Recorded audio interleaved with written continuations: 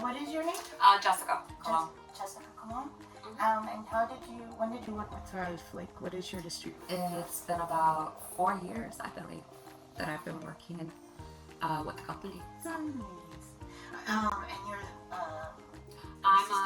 I'm a speech pathologist, and then I was recently starting up again the clinical fellows program to get more speech pathologists, to get graduates to come and work with us and do their clinical fellowship here.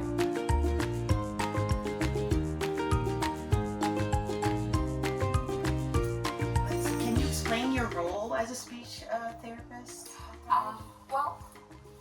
Right now, I would say that I started out giving therapy to a lot of school-age children. I'm bilingual in Spanish, so I had both the Spanish-speaking children, and I also had just English-speaking children as well, doing groups, doing individual therapy. A lot of it was online, and now I'm also building up the clinical fellows program to try to get other speech pathologists in, trained, and then, ready to go.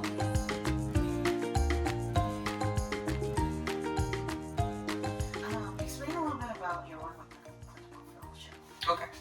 So we have a program where we do work with graduate students who recently just fresh out of college, fresh out of the university, and they have to do about 9 months of supervision before they can apply for their license. So it's a good thing because then you get to, your one last time before you really go out into the real world.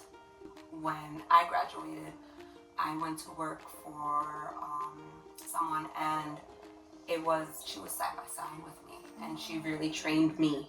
And if I had any questions, or if I ever felt I didn't understand something, she was there, and that's who I like to be for the fellows before they, because then after that, they're in their room for the most part. I mean, you always have a supervisor wherever you work, but it's not the same. See the program as like a bridge where, okay, you're going from graduating and taking all that knowledge with you, and I mean, I'm sure you did internships and everything, you're supposed to, but now you're going to apply that to the population you want to work with.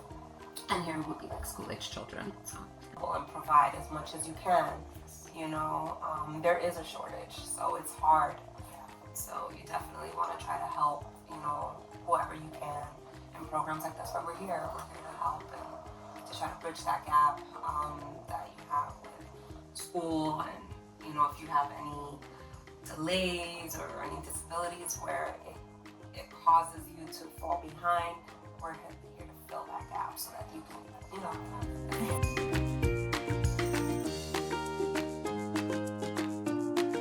How long, you said you were working with for about 4 years, 5 years? Yeah, 4 to 5 years, I would say. Did you enjoy it? Yeah. I know this. No, it's okay.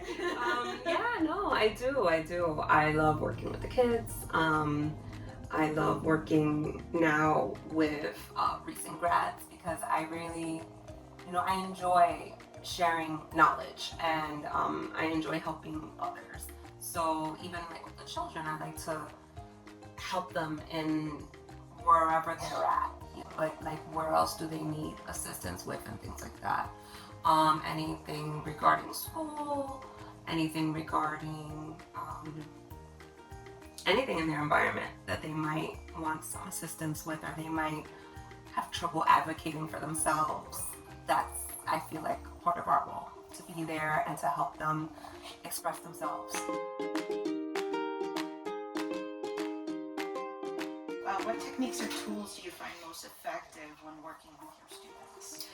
I feel a lot of repetition, a lot, and a good thing is for them to get the same type of material across different settings. So for example, I like to use the work that they're already being assigned if they need assistance with that. So for example, vocabulary, there's a lot of things we can do. I always tell my students, I can help you with vocabulary, I can help you preparing for, your tests at school and everything. We could do reading, we can do, because I can always take that and it's language based. So I can definitely pull from that and then make it more real to them. And they're like, oh, and help them understand, their curriculum better. And they're getting it from school, but then they're also getting it from us. So I feel like that's a lot of repetition in there. And also, you speak with the parents and you're like, okay, this is what we're working on. We want to continue, have this continue in the home if they need help with this or that. I always like to touch base with the parents too. Like, what do you want us to work on? Not just what's, in their goals and things like that. I feel like our parents are really motivated to see their children succeed. Not that all parents aren't, but I feel like we have like a really good group of parents. Like, they're really driven and they really want to help and they're very cooperative and they're like, what can we do? We've been looking for services. We want to help our child. So I really feel like they're very open.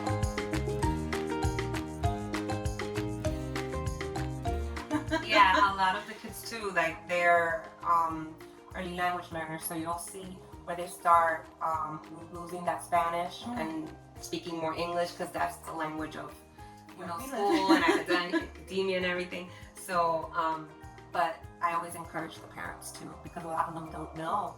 No, you continue to speak to your child and you continue to model your language to them, because if not, then, they're not going to pick up, proper grammar and vocabulary and how to communicate, even you can't do it in English if that's not your that's not your fundamental language. So you have to model for them your language, and it's they'll be able to pick it up. They may not speak it, but they're going to understand it. And it keeps them connected too. Like, I feel like a lot of parents, maybe they're bilingual themselves, but then you have grandparents and then they can't communicate. So I would say no, have them continue to speak Spanish to them. And even I will speak Spanish to them in the sessions and review some, what this word is in Spanish, or they might even ask me, if they're focusing more on English at this time. I still do that because I feel like that's important too, to keep the culture there. Yeah, brought up here, but I was told we're a melting pot, and I believe in that. I believe we all have something to bring to the table. Have you noticed any significant behavioral or academic improvements in the students that you work with at Thrive? Yeah, definitely. Especially those that I've been working with for a while now. I can really see the maturity. A lot of our children, they have difficulty attending, so they need a lot of redirection and focus, and some of them need motivation too because they're tired. They don't want to, they're like, I was already in school. I don't want to do this, and I understand that. So we try to make things fun, but at the same time, like, okay, we have to do this. We have to work. And those that really benefit from structure, and you can tell where they even remind me sometimes, like, oh, remember we were working on this story, and I do that. I'll say, oh, what were we working on again? What page were we on? And a lot of them will remember, and I feel like they feel, I can tell their focus is increasing, and I can feel that, especially when I select things that motivate them and still work on their goals, I see a big change, and I want them to look forward to, to going to speech and working with us. So I see that. I see a lot of kids that they want to come back, and then they want to work with certain therapists because, they established a relationship with them, and then you see them grow, and it's nice.